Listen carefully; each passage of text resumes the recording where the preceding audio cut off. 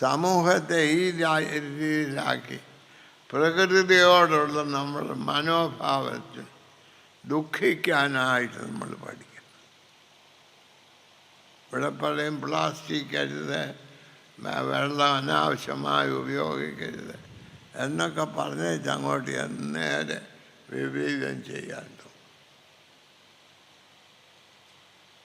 ഈ കൺവെൻഷൻ്റെ ഫലമായി പ്രകൃതിയെ ദൈവത്തിൻ്റെ വിലപ്പെട്ട ദാനമായി മനുഷ്യന് വേണ്ടി ദൈവം നൽകിയ വലിയ അനുഗ്രഹമായി കണ്ട് അതിനെ ദൈവം ആഗ്രഹിക്കുന്ന വിധത്തിൽ ഒരുക്കുന്നതിനുള്ള തീരുമാനത്തോടുകൂടെ നാം ഇവിടുന്ന് പോവുകയാണെങ്കിൽ കേരളം അനുഗ്രഹിക്കപ്പെട്ടു. ഈ കൺവെൻഷൻ എന്തിന്? നമ്മളെല്ലാം സ്വർഗത്തിൽ പോകാനല്ല, ആണോ? ഞാൻ ചോദിക്കുന്നേ, ഇവിടെ ഇരിക്കുന്ന എല്ലാവരും സ്വർഗത്തിൽ പോവുകയാണെങ്കിൽ സ്വർഗത്തിൻ്റെ സ്ഥിതി എന്തായിരിക്കും? ഇപ്പം എന്നെ പലരും പറയും ദൈവം എന്നെ 99 വയസ്സ് വരെയൊക്കെ വെച്ചുകൊണ്ടിരുന്നു. സത്യം എന്നാന്ന് ചോദിച്ചാൽ എൻ്റെ അപ്പനും അമ്മയും അവിടെ കണ്ട് അവർ നല്ലവരാ. അപ്പം അവരുടെ മകനെ ഇവിടെ കളയരുതെന്ന് ദൈവത്തിനുണ്ട്, ഇഷ്ടമാണ്, താല്പര്യമുണ്ട്. പക്ഷേ എന്നെ അവിടെ കയറ്റിയാൽ അവിടുത്തെ സ്ഥിതി തന്നെ ഇവിടെ തന്നെ എന്തെല്ലാം കാട്ടിക്കൂട്ടുന്നത്. അപ്പം പിന്നെ അവിടെ കൊണ്ട് ചെന്നാൽ സ്വർഗം എന്നമാകും. ദൈവത്തിന് താല്പര്യമുണ്ടെങ്കിലും എനിക്ക് വലിയ താല്പര്യമില്ല. ഉണ്ടോ? അതാ യോനായ്ക്ക് പറ്റിയ അനർത്ഥം. യോന നമ്മോട് പറയുന്നത്, നീ ദൈവത്തിൻ്റെ വഴിയിൽ നിൽക്കണം, നീ അനുഗ്രഹിക്കപ്പെടും, ലോകം അനുഗ്രഹിക്കപ്പെടും. ഇന്ന് ലോകത്തിലുള്ള എല്ലാ കുറ്റങ്ങൾക്കും ക്രിസോസ്റ്റം മെത്രാനാണ്. ഇപ്പോൾ ഓരോരുത്തർ വന്ന് പറയും തിരുമേനി വലിയ ആളാണ്, അങ്ങനെ ചുമ്മാ അവർക്കും അറിയാം ഞാൻ വിശ്വസിക്കുന്നില്ലെന്ന്, അവർ വിശ്വസിക്കുന്നില്ലെന്ന് എനിക്കും അറിയാം. അപ്പം അങ്ങനെയല്ല. ഈ കൺവെൻഷൻ കഴിയുമ്പോൾ പുതിയൊരാകാശവും പുതിയൊരു ഭൂമിയും ഉണ്ടാകും. അതിന് നമ്മൾ പ്രവർത്തിക്കണം. ഈ വെള്ളത്തോടുള്ള മനോഭാവം, പ്രകൃതിയോടുള്ള മനോഭാവം, മനുഷ്യനോടുള്ള മനോഭാവം, ഇതിലൊക്കെ വലിയ വ്യത്യാസം ഈ കൺവെൻഷൻ മൂലം ഉണ്ടാകണം. അപ്പോൾ ഈ കൺവെൻഷനായി. ഇപ്പോൾ ഇവിടെ നടക്കുന്നുണ്ട്. കഴിഞ്ഞ ആണ്ടത്തിൽ നിന്ന് ദൈവത്തിന് പ്രസാദമായി നമ്മൾ എന്തോ ചെയ്തു. അവരെല്ലാം എറിഞ്ഞ് വലിയ ക്ഷോഭമുള്ള കടലിലോട്ട് ഒരു മനുഷ്യനെ എടുത്തെറിഞ്ഞാൽ അവനെന്ത് ചെയ്യും? ദൈവം എന്ത് ചെയ്തു? അവനെ താഴോട്ടിട്ടപ്പോൾ വെള്ളത്തിൽ വീണോ, മീൻ്റെ വയറ്റ് വീണു. അതൊക്കെ നല്ല റെഡിക്ക് സൂക്ഷം ആ മീനെ അവിടെ നിർത്തി. പ്രകൃതിയെ മുഴുവനും ദൈവം ക്രമീകരിച്ച് എന്തിന് യോന ചാകാതിരിക്കാം. യോന ദൈവത്തെ അനുസരണക്കേട് കാണിച്ച് ഓടിയവൻ, ദൈവത്തെ വേണ്ട എന്ന് പറഞ്ഞ് ഓടിയവൻ, ദൈവത്തിന് അവനെ വേണം. ഇന്ന് ഇവിടെ ഇരിക്കുന്ന എല്ലാവരെയും ദൈവത്തിന് ആവശ്യം. നിങ്ങളിവിടെ വന്നിരിക്കുന്നത് വലിയൊരു തെറ്റ് ചെയ്തേച്ചായിരിക്കും. എന്നാൽ ആ തെറ്റ് ചെയ്തത് നിങ്ങളെ ഇന്ന് ദൈവത്തിന് ആവശ്യമാണ്. അതിനാണ് ഇവിടെ കൂട്ടിക്കൊണ്ടുവന്നിരിക്കുന്നത്. നിങ്ങളെ വിഴുങ്ങാനായിട്ടൊരു മീനിനെ ദൈവം ക്രമീകരിച്ചു. അതാണ് മാരാമൺ കൺവെൻഷനെ ഇന്നലെ പ്രസംഗിച്ച സായിപ്പ്, ഇന്ന് ഉദ്ഘാടന പ്രസംഗത്തിൽ പ്രസംഗിച്ച മെത്രാപ്പോലീത്ത തിരുമേനി. ആരാണ്? നിന്റെ രക്ഷയ്ക്ക് വേണ്ടി ദൈവം ക്രമീകരിച്ച മീനാണ്.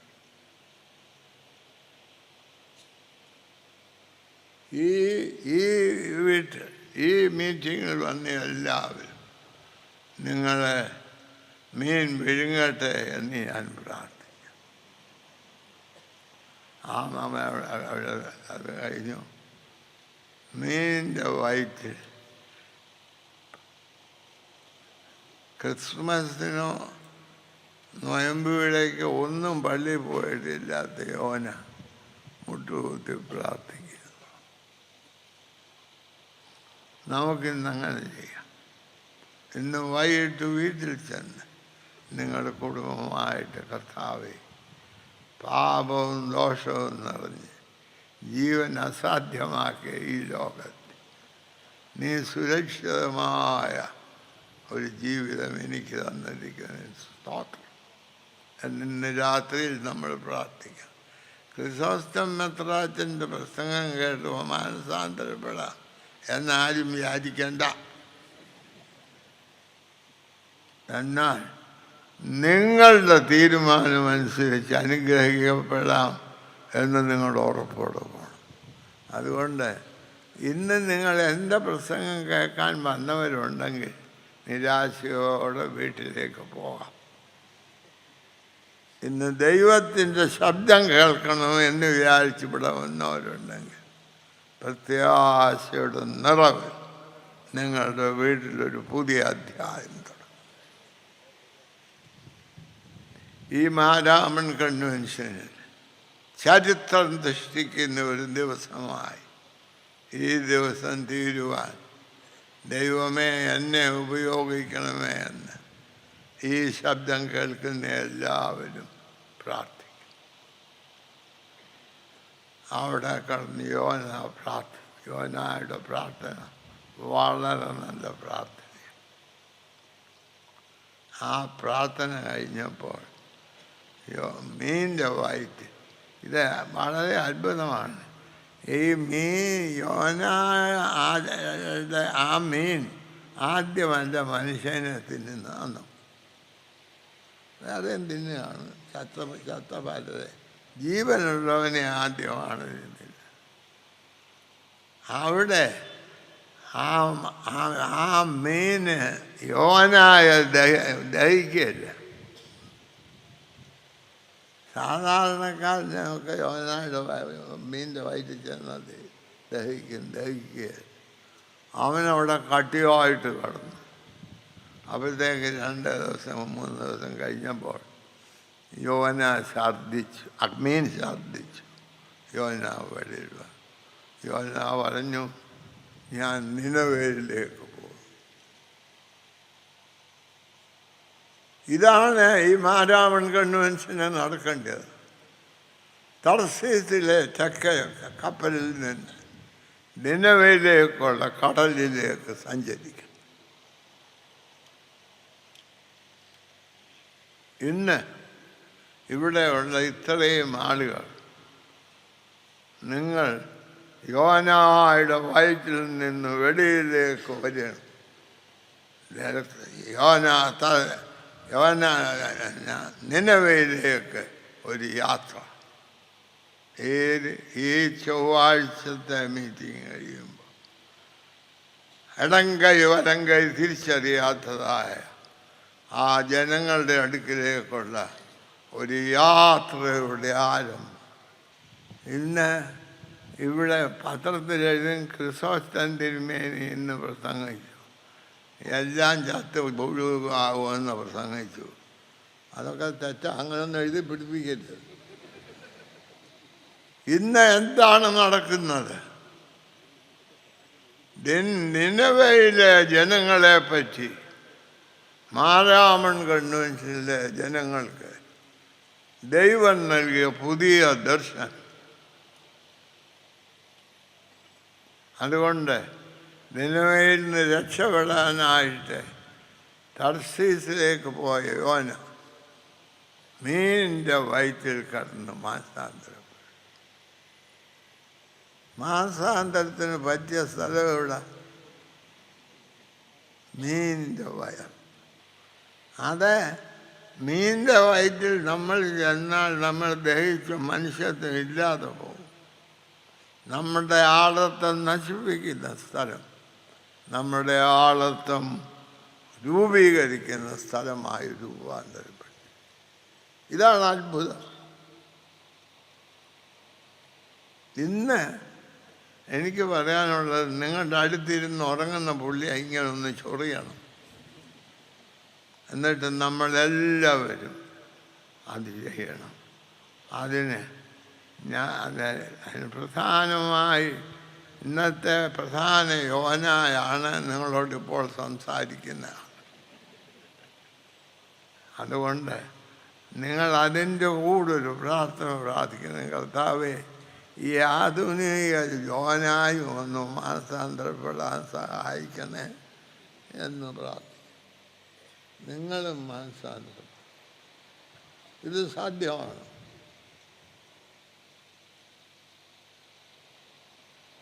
അങ്ങനെ ഒരു ദിവസമായി ഇത് തീർന്നാൽ ചരിത്രം ദൈവത്തിൻ്റെ കയ്യിലാണ്.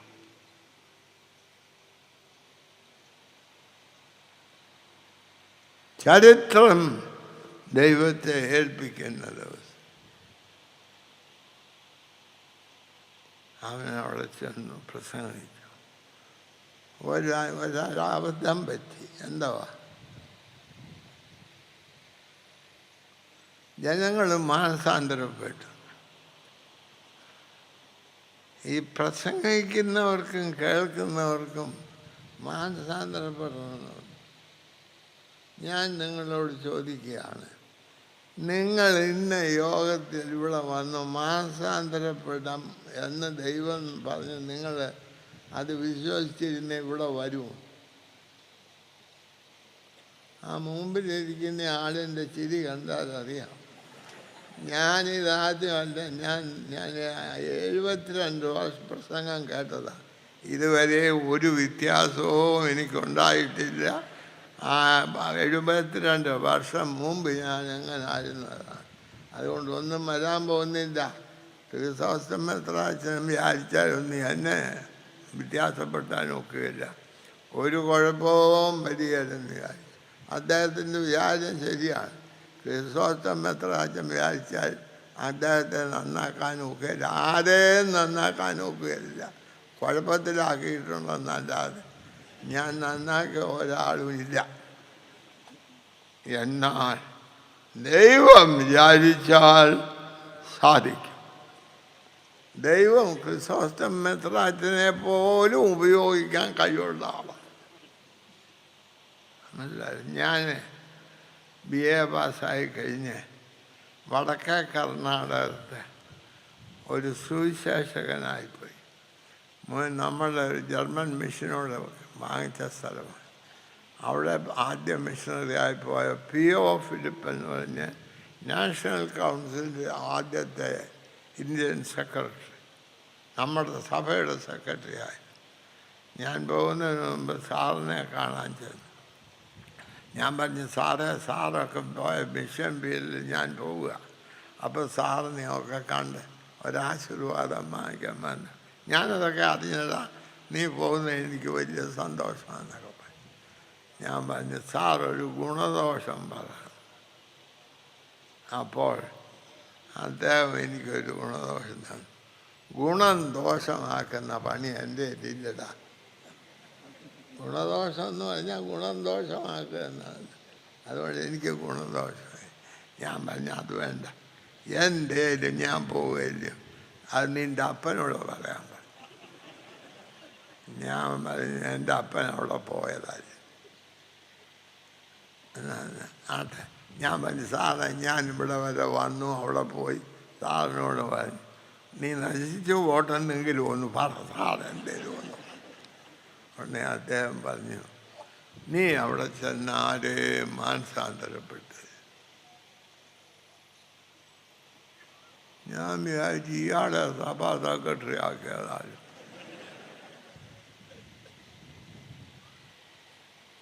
ഞാൻ ചോദിച്ചു, പിന്നെ എന്തിനായി പോകുന്നത്? അതേ, നീ ആളുകളെ മാനസാന്തരപ്പെട്ടാണ് ദൈവം പിന്നെന്തോ ചെയ്യും. അത് ദൈവത്തിൻ്റെ ജോലി, അത് നീ കവർന്നെടുക്കരുത്. ഞാനതുപോലെ പാലിച്ചേച്ചാണ് പോകുന്നത്. ഞാൻ പോകുന്ന പിന്നെ അവിടെ ഒരു കൺവേർട്ടുണ്ടായി. അല്ലാതെ നിങ്ങളെപ്പോലെ വന്ന് പ്രസംഗം കേട്ടേച്ച് മണലും തുടച്ചേച്ച് അങ്ങ് പോയില്ല. ആ സഭാ സെക്രട്ടറി പറഞ്ഞതുപോലെ ദൈവത്തിൻ്റെമായിട്ട് ബന്ധപ്പെടുമ്പോഴാണ് മാനസാന്തരം. എൻ്റെ പ്രസംഗം കൊണ്ട് ആരും നന്നാകുക, ദൈവവുമായി ബന്ധപ്പെടണം. അപ്പോൾ വീണ്ടും അവൻ ടിക്കറ്റ് വാങ്ങിച്ച് തർശീശ്. അതുകൊണ്ട് ഇവിടെ നിന്ന് നിങ്ങൾ നിങ്ങളുടെ വീട്ടിലേക്ക് പോകുന്നുവോ അതോ നിനവേയ്ക്ക് പോകുന്നു? ഇന്നത്തെ യോഗം കഴിഞ്ഞിട്ട് നമ്മളുടെ യാത്ര നിങ്ങളുടെ വീട്ടിലോട്ടല്ല, നിനവേയിലേക്ക് യാത്ര ചെയ്യും. ഇന്ന് ലോകത്തിലുള്ളതായ ദോഷങ്ങളോട് എതിർത്ത് നന്മയുടെ നിറവുള്ള ഒരു ലോകത്തെ സൃഷ്ടിക്കുന്നത് മാരാമൻ കൺവെൻഷൻ. എന്തിനു മാരാമൻ കൺവെൻഷൻ? സുവിശേഷ സംഘത്തിന് പണം പിരിക്കാനാണ്, എല്ലാവരും സ്വർഗത്തിൽ പോകാനാണ്. അല്ല, നീ അവിടെ ചെന്ന് അവൻ പ്രസംഗിച്ചു, എല്ലാവരും അതറിഞ്ഞു. രാജാവ് പറഞ്ഞു. രാജാവ് മുതൽ എല്ലാവരും മാനസാന്തരപ്പെട്ടു, മുട്ടുടക്കി, ലട്ടുടുത്തു, പ്രാർത്ഥിച്ചു. വലിയ വിപ്ലവം.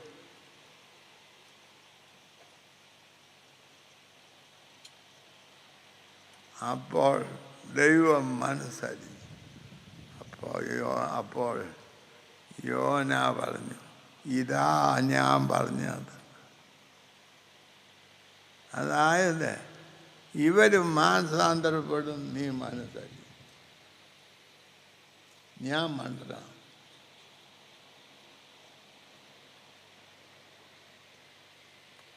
ഇല്ല, നമുക്ക് വേണ്ടിയത് ഈ ദൈവത്തിൻ്റെ സ്നേഹം പ്രസംഗിക്കുന്നവന് പ്രസംഗിക്കുന്നത് മറ്റുള്ളവൻ നശിക്കാൻ വേണ്ടി, അതോ രക്ഷിക്കപ്പെടാൻ.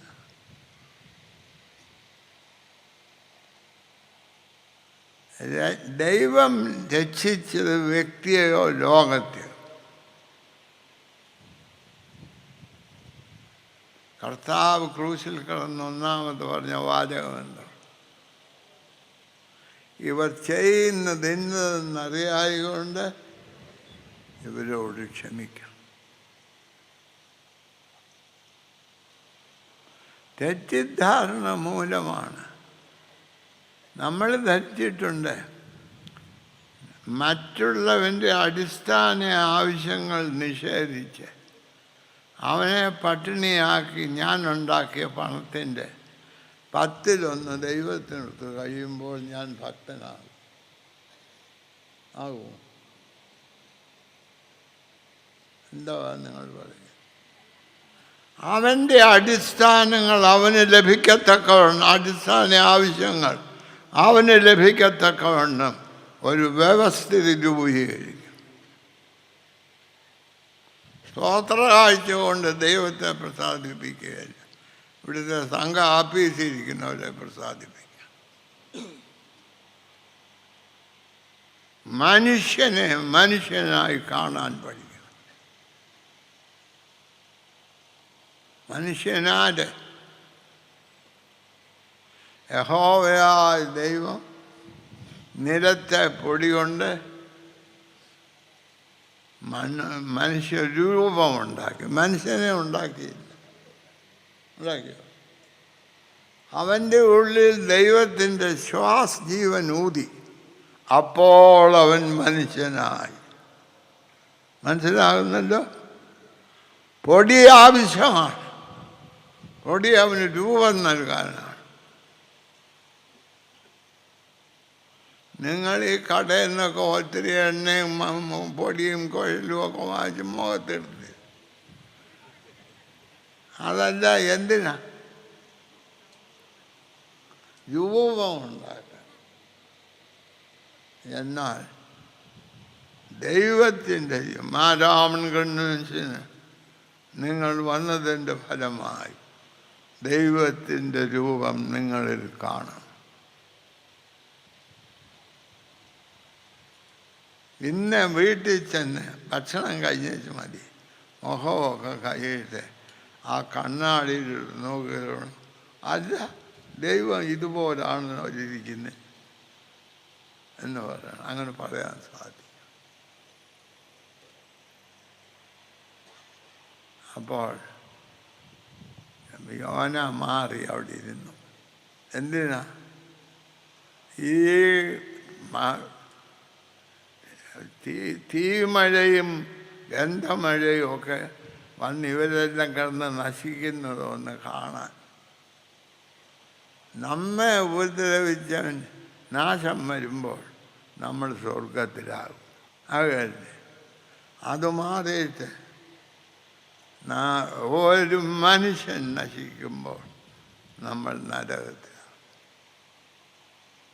യേശുവിൽ സമാധാനം കാണാൻ മറ്റു മനുഷ്യത്വം നഷ്ടപ്പെടുമ്പോൾ അത് നമുക്ക് നഷ്ടപ്പെട്ടതായി നാം മനസ്സിലാക്കാൻ ശ്രമിക്കാം. അങ്ങനെയുള്ള ഒരു സ്ഥിതി ഉണ്ടാകും. യോന അവിടെ പോയിരുന്നു. എന്തിനാ? നോഹയുടെ കാലത്തെ വെള്ളപ്പൊക്കത്തിനെല്ലാം ചത്തുപൊങ്ങിയ പോലെ ഇതെല്ലാം നശിക്കുന്നത് കണ്ട് സന്തോഷിക്കുക. മറ്റു മനുഷ്യൻ നശിക്കുന്നതിൽ സന്തോഷിക്കണം. നമുക്ക് ഒന്നും വരരുത്, മറ്റുള്ളവനും ഗുണവും വരരുത്. എനിക്ക് ദോഷം വന്നാലും മറ്റുള്ളവന് ദോഷം വരരുത് എന്ന് ചിന്തിക്കുന്ന എത്ര പേരുണ്ട്? 99 വർഷം ജീവിക്കാൻ അനുവദിച്ച ദൈവത്തോട് ഞാൻ പറയുന്നു, കർത്താവേ, എല്ലാവരും 102 വർഷം ജീവിക്കാൻ സഹായിക്കും. ഇല്ല എന്ന് വെച്ചാൽ ഇന്നിപ്പോൾ ഈ വന്നിരിക്കുന്ന കൂട്ടത്തിൽ 99 വയസ്സുള്ള വേറെ ആരുമില്ല. അതാ എൻ്റെ സന്തോഷം. എന്ന് വെച്ചാൽ ചുരുക്കി പറഞ്ഞാൽ എൻ്റെ അത്രയും പാപം ചെയ്തൊരു ലോകത്തിൽ വേറെ ഇല്ല എന്നുള്ളതാണ് സത്യം. അതിനെന്നെ അഭിനന്ദിക്കാൻ മെത്രാപ്പൊലീത്ത ക്രമീകരണം ചെയ്തു. അദ്ദേഹം എല്ലാ സ്ഥലത്തും. അതല്ല ഈ കൺവെൻഷൻ. എന്നോട് കൈയൊന്നും ഞാൻ പൊക്കിക്കുന്നില്ല, എനിക്ക് പോകാനോട് ഇഷ്ടം. നിങ്ങളുടെ മനസ്സിൽ ഒരു തീരുമാനം ചെയ്യണം. മറ്റുള്ളവൻ നശിക്കാനല്ല, എല്ലാവരും രക്ഷിക്കപ്പെടും. യോന വെളിയിൽ പോയി മറ്റുള്ളവൻ ചത്തൊഴുകുന്നത് കാണാൻ. 99 വെള്ളത്തിൽ ആളുകളും തടിയൊക്കെ. ഞാൻ ഇവിടെ പാലക്കുന്നത്തെ ഇവിടെ വന്നെന്ന് കണ്ടു. ഒരു വീട്ടിലൊരു മനുഷ്യൻ ഇരിപ്പുണ്ട്. ആ നടുക്കൂടെ ഒഴുകി പോകും. അയാൾ കൈ കാണിക്കുന്നുണ്ട്, എന്നെ വിളിക്കണം.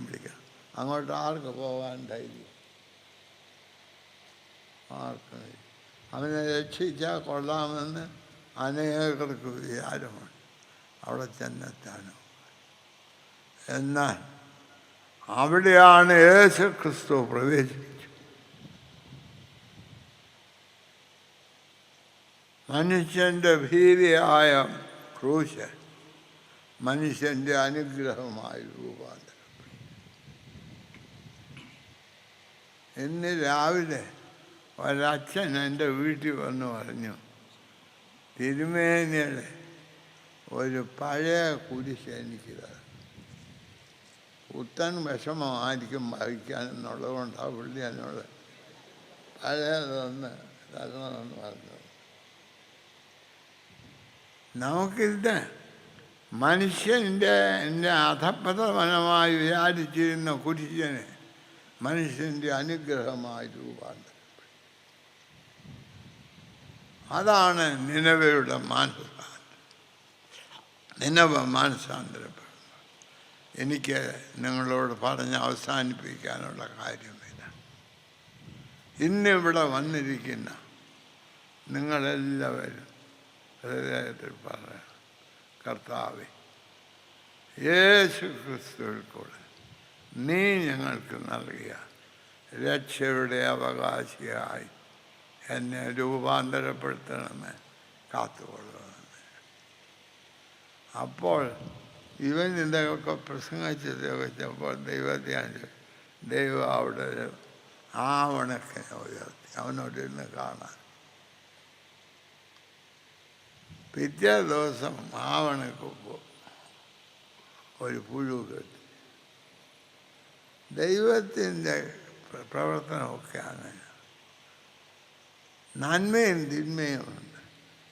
തിന്മയോട് നീ എങ്ങനെ പ്രതികരിക്കുന്നു എന്നുള്ളതാണ് നിൻ്റെ നന്മയാണോ എന്നറിയാം.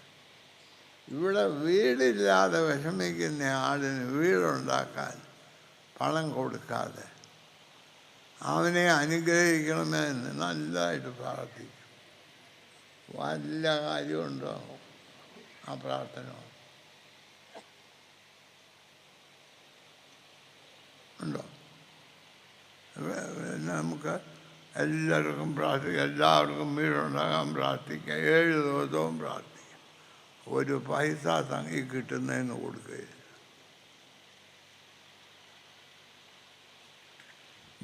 ഞാൻ കൊടുക്കാൻ പ്രസംഗിക്കും, സുവിശേഷ സംഘം കൊടുക്കുകയില്ല, ഞാൻ കൊടുക്കാൻ പ്രസംഗിക്കും.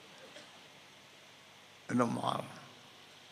കർത്താവ് പറഞ്ഞു, ഇടം കൈ വലം കൈ തിരിച്ചറിയാത്തതായ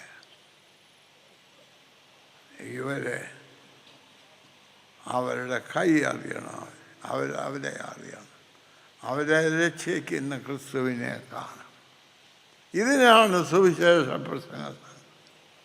അതുകൊണ്ട് എനിക്കിന്ന് പറഞ്ഞ് അവസാനിപ്പിക്കാനുള്ളത്, 100-120 വർഷമായിട്ട് സുവിശേഷ പ്രസംഗ സംഘം മാരാമൺ കൺവെൻഷൻ നടന്നെങ്കിലും സുവിശേഷം മാരാമണ് പ്രസംഗിക്കപ്പെട്ടു. സുവിശേഷത്തിൻ്റെ ഭാഗമായി മാരാമണ് തീർന്നു. ഇടം കൈ വലം കൈ അറിയാത്തവൻ അവൻ്റെ കൈ അറിയണം, അവനെ അറിയണം, അവൻ്റെ സാധ്യതകൾ അറിയണം. ഈ കൺവെൻഷൻ എന്ത് സാധിക്കണം?